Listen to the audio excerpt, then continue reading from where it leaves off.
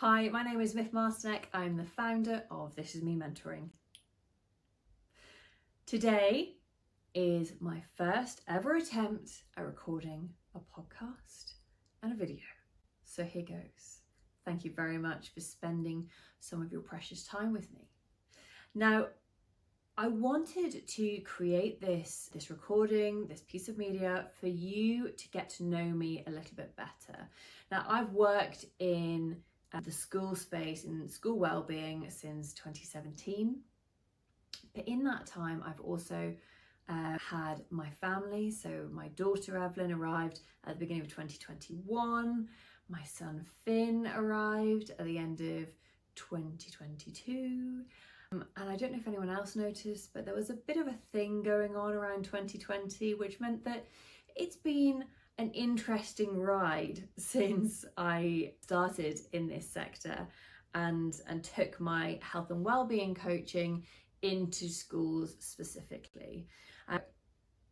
This Is Me Mentoring is a business that offers training to schools, and I go in and I teach them how to be incredible mentors. I use my background as a Samaritan combined with my coaching skill to create a program of training that helps people know exactly what to do in a mentoring conversation, exactly how to help somebody, and also apply those skills to any wellbeing challenges that they are facing.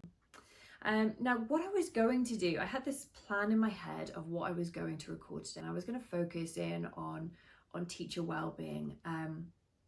But as I started that recording, I realised, do you know what? There's a foundation piece before this that I don't ever hear talked about in schools that I think would be more valuable to start with. Perhaps you have been thrown into a wellbeing role in school, and perhaps you're just frustrated at looking around and thinking, God, we keep spending money on wellbeing, but what on earth are we achieving? So I wanted to share an idea with you instead.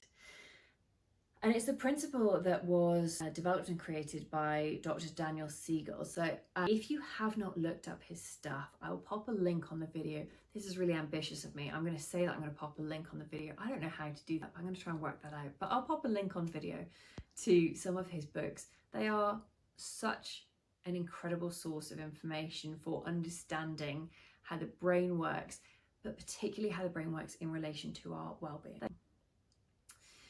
But Dan Siegel describes mental well-being in a way that's really clear and easy to understand, because I think that this is an area that we struggle in, right?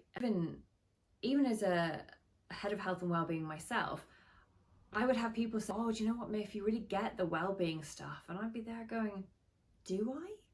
You know, what is it? Is it just a sense of feeling nice or feeling okay? Like, how do we actually clarify what good well-being is, and how do we get clear enough about it so we know how to guide somebody back to a good well-being when they've drifted away from it?" Now, when we talk about physical well-being, it's quite easy because it's quite linear. We're either unfit or unwell, and then there's a process of recovery, a process of rehabilitation.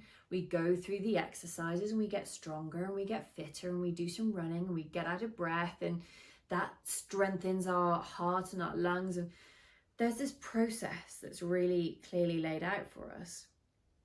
But it doesn't feel that way when it comes to mental well-being. And something I always end up discussing when I'm in school, if I say the words mental well-being to people, they say, "Oh yeah, I think about depression, I think about anxiety, I think about self-harm or struggling," or they think, well, that's all about journaling and that's all about meditating and maybe yoga, and they have these kind of quite extreme things, but nobody ever comes up and says, well, it's a sense of how people feel, and there's a clear defined process for how you improve it, or what's gone wrong if it's not there, right?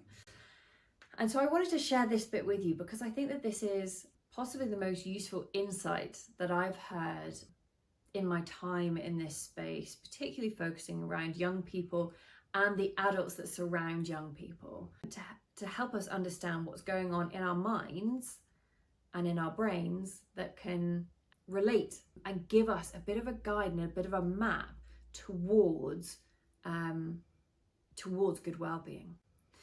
Now, so much of Dan Siegel's work is about integration of the brain, so that all the different components of the brain are working together as they should be, and there isn't one part of the brain that is excessively dominant and running the show. Because what he describes in his books and in his work is that when we have that imbalance in our brains, that is when things go awry.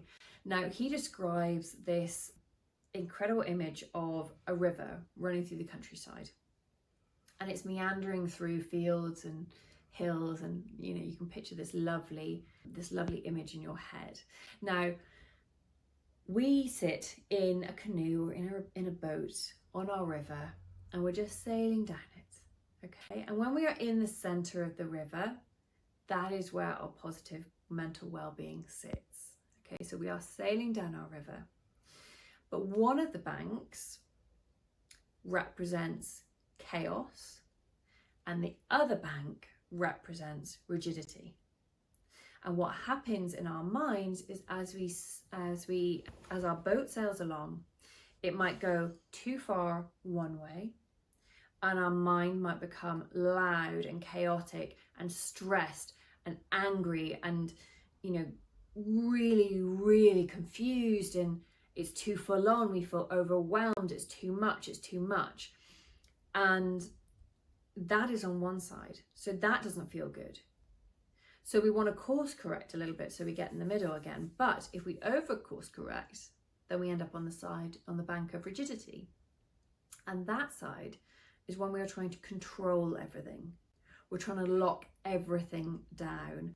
We want everything to have a timing, it to be done exactly the way that we want, and any time that it doesn't happen the way that we need it to, or the way that we have it pictured in our minds, it becomes a problem, because we then flip from that rigidity over to chaos. And what often happens, and I see this, and I can think about so many pupils that I've spoken to over the years that have bounced from one side to the other, and they aren't able to find that settle in the middle. They aren't able to allow just a little bit of chaos, let go of the reins a little bit, accept that perhaps there are things out of their control. And I'm picturing those pupils that are heading into exams and wanting to just control everything, and sometimes needing to know that they can't control other people, or they can't control some external forces, that they can just do the bits within their control, within their boat, if you like. They can just do those bits.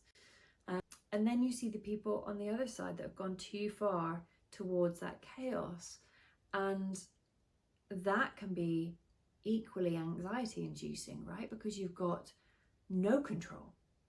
There is nothing predictable.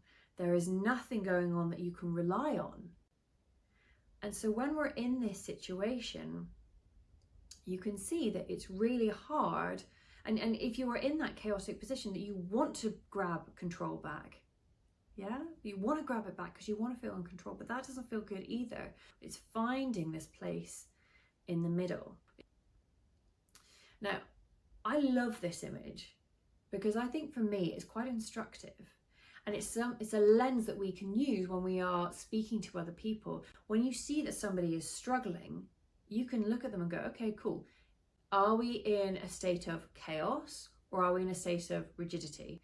And if you know that somebody is in one of those states, then you know that they're not in a positive place with their mental well-being, and therefore your focus can be on bringing them back into the center of the river, rather than trying to battle them on either side of it, on either of those banks, if that makes sense. Yeah, we want to try and coax people into a place where they feel calm and they feel at ease, because at that point they don't need to be defensive, they don't need to be on the attack or be on the defense. They're just floating along, and they're able to to deal with whatever's coming their way.